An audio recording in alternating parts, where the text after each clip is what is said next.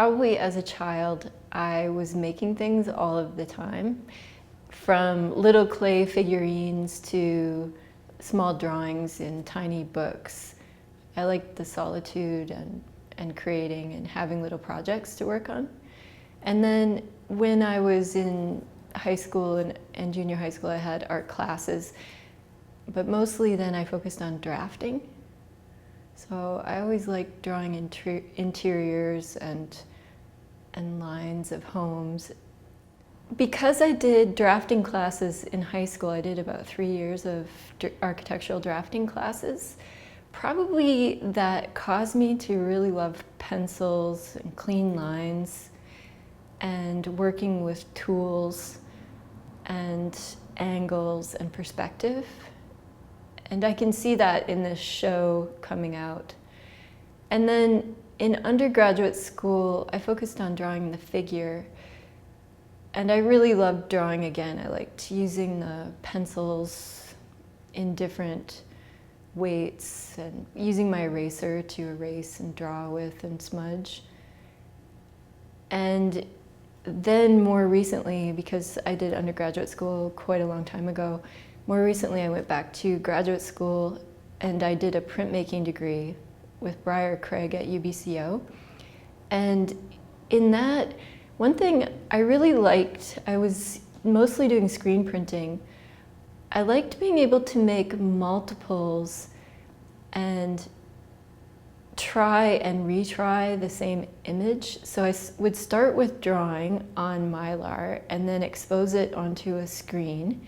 And then with screen printing, it's possible to block out parts of that drawing and reprint it or print over.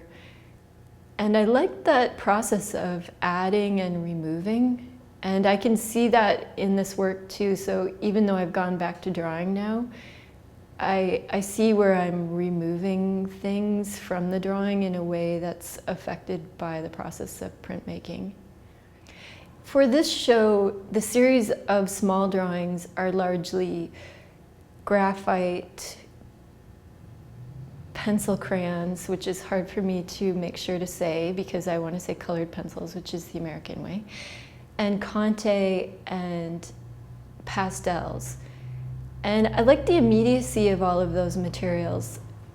I prefer to do a lot of drawing every day, and then maybe draw and redraw things. Sometimes I do a drawing and then I overlay a piece of transfer paper and remove part of my own drawing and then transfer that onto another page and add things like pastel into it. And I like the way both pastel and graphite can be moved around with my finger or an eraser. They can be smudged.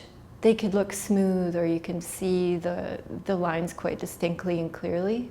So that also graphite can have a real hard, clean line, and then pastel, especially with a good pastel, chalk pastel, it can have a real soft line, so that contrast in the line quality I liked. And I chose a lot of colors that were like those I saw in home magazines. So the pastels offered that as well. There were many more shades of beige and cream than I had imagined were available in pastels before, and I sought those out. Well, clearly I've found inspiration from the home for this show, right? I think that I work a lot teaching, and I still want to make artwork on a daily basis. And so I've allowed what I see every day to be an inspiration for me. So some of those things might be, like many artists notice, I think, the shadow of an object sitting on a table, the color and how it changes of an object as light hits one side of it and doesn't hit another. Sometimes when I'm at home, now that I've started to take creative inspiration from things in the home, if there's a stack of wool blankets, then I find, wow, look at that stack of wool blankets and their colors and textures and how they pool. Colors seem to pool or lay on top of each other, or even a pile of dirty clothes laying ready to be washed. It creates compelling folds and lines and color swaths. And sometimes I like the way the colors almost seem to bleed over onto each other, and so I think about drawing that. And I found pastel or even acrylic works well for that, to bleed colors across lines. I like doing that. I also find inspiration from my friend Harold Nix, who's a painter, and he's working daily in oil paint, and we have a lot of conversations about painting, about using color, about seeing. And I can see in his work where visually I'm learning and drawing ideas that inspire what I'm doing. I tend to draw daily. I think it makes me sane. I like to draw quickly and do a lot of drawings. I used to use sketchbooks, but now mostly I have a stack of copy paper and I take sheets from it and I draw anything that I might be seeing in the house. Or I started to draw from magazines because that offered me more content and I like magazines. And drawing from magazines became interesting for how I saw, because I was carefully paying attention to the imagery in magazines, I could see repetitions in content and theme and color and shape. There are these hard lines that are clearer in magazines, for example, in the home. I was talking with Harold about the home and what unified the work that I was making for the home, and he said, rectangles. And then I really started to notice all the rectangles, both that I was drawing and then the rectangles in the magazine drawings of the home. So I start with a lot of drawings, and those help me notice themes, both content themes and visual themes, like the rectangles or the home.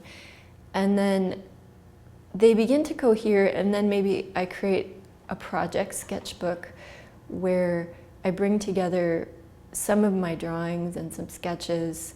I just make color swatches and clippings from magazines and notes. And then I have a grand idea. Then I start executing it, and I always have to cut back that idea because parts of the idea don't work visually. So for this project, I thought I would do this long series of drawings that went from the perfect home to the messy home. But then I found the small drawings worked better, were more interesting about the perfect home. And the bigger drawing on the wall, I realized to express that messiness, it needed to have larger gestures than those careful little lines on a page. So the process itself makes those decisions for me. And then I do a lot of throwing things away or taking it too far, trying to remove stuff and it doesn't work, and going back and starting again.